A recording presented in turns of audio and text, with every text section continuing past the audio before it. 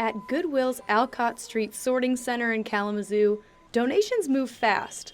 Hundreds of boxes, thousands of items, everything from old sweaters, pots, pans, and dishes to family heirlooms. And in one of those boxes, unpacked one day in October, was a single necklace and a little boy doing a backflip on the beach. At first, it was just a tangled ball of necklaces, and Chris was gonna put them in a grab bag. So I started tangling them out, and I noticed the picture, but I just kept on tangling. I hadn't discovered it yet. And then it was my break time, and Jessa took over from there. Yeah, started untangling them, and I saw it was like a little picture, and those are normally special, especially if it's on a necklace.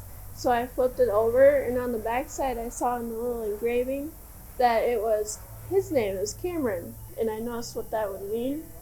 And I turned it over to my boss. I have 6 kids, so I couldn't imagine, what she went through. From there, it went to Goodwill's marketing director, Stacy Jackson, who got to work trying to figure out who Cameron was. I contacted the funeral home, and they knew who he was immediately, and they knew how to contact the parents. I didn't even have to give any information about the birth or date of passing. When I spoke to the mom, she and I just kind of talked to each other. We cried a little bit. We talked even mom to mom. Talked about him coming and trying to give her a message to be comforted because of it's so inspiring that it's the anniversary of his passing is when we find it. The name on the back, Cameron Lee Madison, a 12-year-old boy from Otsego who died in a tragic accident the day before Halloween 8 years ago. He could walk into a room of strangers, and by the time he walked out, it could be 1 minute, 5 minutes, an hour. Like, he just made a room of best friends. Jackson's call to Cameron's mom came just days before the anniversary of his death. And it was breathtaking. I was numb. It was a lot of emotions all in one. It was also like, it's just instantly, I'm like, oh my gosh, it's a sign from a baby, Patty Campbell says she was having a hard week until that phone call. Just warm. Like as if he just wrapped his arms around me and gave me a big hug. The odds of finding that necklace, Stacy says it's like winning the lottery. Out of the 102 tons of donations sorted here every year, that piece, made in memory of a young boy, found its way back to the people who loved him most. Patty didn't just pick up the necklace and move on. She wanted to personally thank all involved. She had me crying so hard that morning. I just came in, she shows up crying, and I'm crying. Chris is crying. We were all so worked up that day. I have actually, over this, become friends. So she and I are actually going to start going to lunch and dinner and just trying to talk to each other and develop a friendship. On the anniversary of Cameron's passing, his mom made a post looking for the necklace's owner. As much as I would have loved to have kept the piece of jewelry because it was beautiful, that it did not belong to me. It was a girl that he went to school with, and I didn't personally know her. But her stepmom, shortly after Cam passed, she had it made for her daughter. And and it was just a keepsake that she needed, that her mom knew that she needed and had made for her. That beautiful piece of jewelry that I got to treasure for a moment belonged to somebody else that treasured it just as much.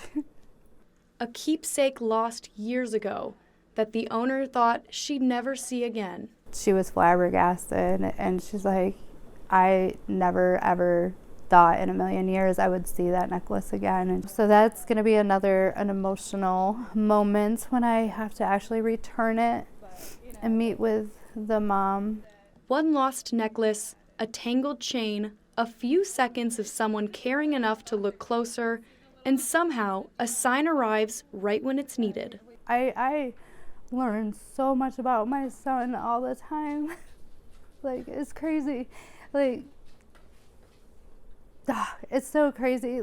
I'll hear stories just randomly out of nowhere. Yeah, and I'll be not even close to home, and somehow I'll be wearing this hoodie, you know, or something with Cameron on it, or they'll see my bumpers, or the sticker on my car that says Cameron Strong, and just recognize something with Cameron Strong on it, and they'll stop me and be like, I remember your son. I knew him from wrestling, or I knew him from football, or I knew him from somewhere, and we'll have a story, and like, he's all over in places that I would have never imagined. Through his mom, through his community, and through his school, Cameron's legacy continues. The Cameron Lee Madison Scholarship through the Otsego Public School Foundation has awarded more than 12,000 to local students over the past 8 years. 3,000 of that came from an Otsego football game in 2023, when Cameron would have graduated high school. Bulldog Stadium was filled with pink that night, Cameron's favorite color. His number 16, worn by some of his classmates on the field. Cameron is very special and has impacted so many lives and still does to this day. And in a warehouse full of other people's stories, Cameron's found its way back home. I'm sure Cameron helped them, nope, and he popped his little face out and said, untangle me, please, how can you not untangle this little cute face? Somebody took the time to actually pull that one piece out of a wad of jewelry. Thank you. Because they didn't have to. And there's not many people like that in this world.